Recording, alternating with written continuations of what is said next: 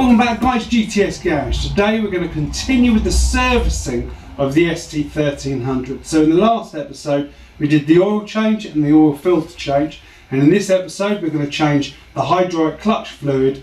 We're just going to change the fluid in the clutch. So basically this morning I rolled her out after about a week of not riding her because we've had snow and ice and all sorts, and that's now gone.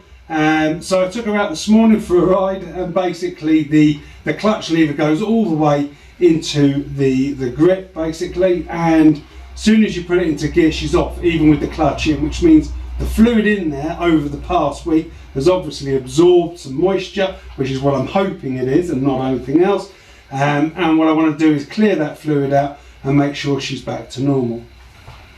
Okay, so the first step is to protect the tank. It's to protect your work surfaces from the brake fluid.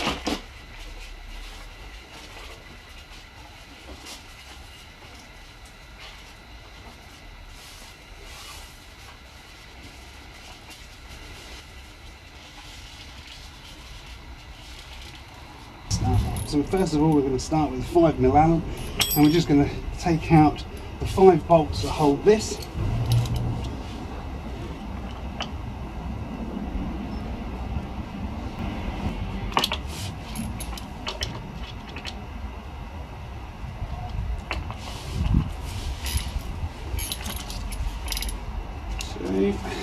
That's the second one in.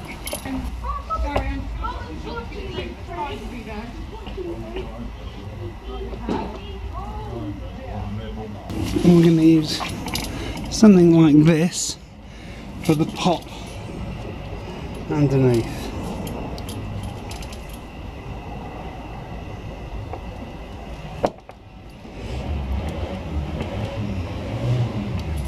And that makes your 6 retaining. Okay, so you've now got a card with 6.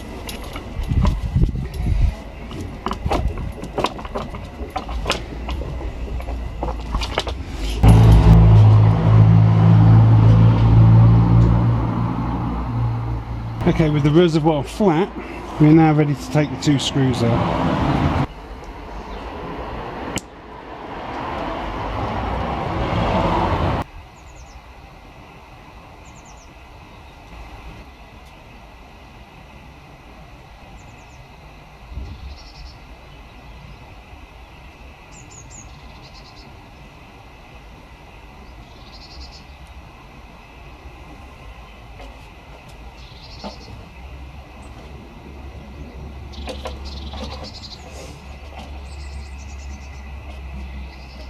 The first thing you need to do is actually syringe out the old liquid, or you can just use a towel.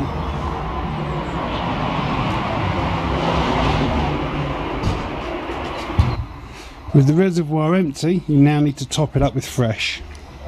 So we're going to use this. Let's break the seal. It's interesting. One has a cap. I'm just going to pour that on top.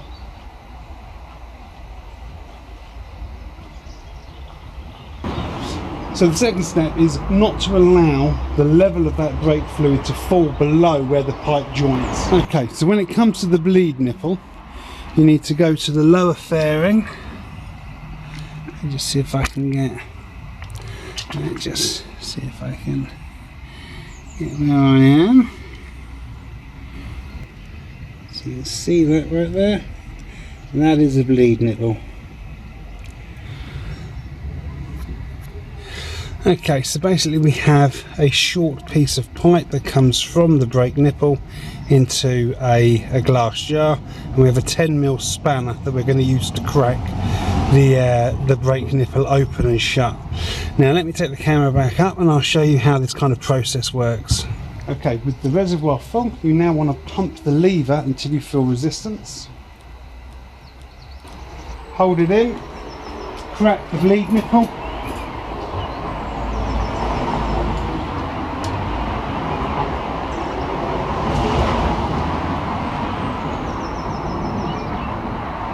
It's goodly.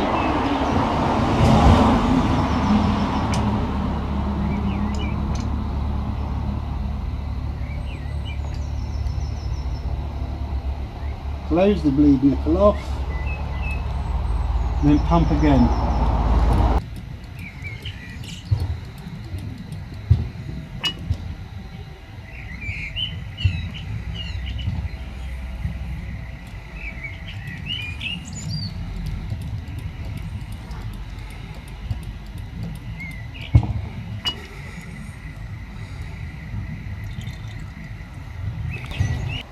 So then we're going to put the screws back on.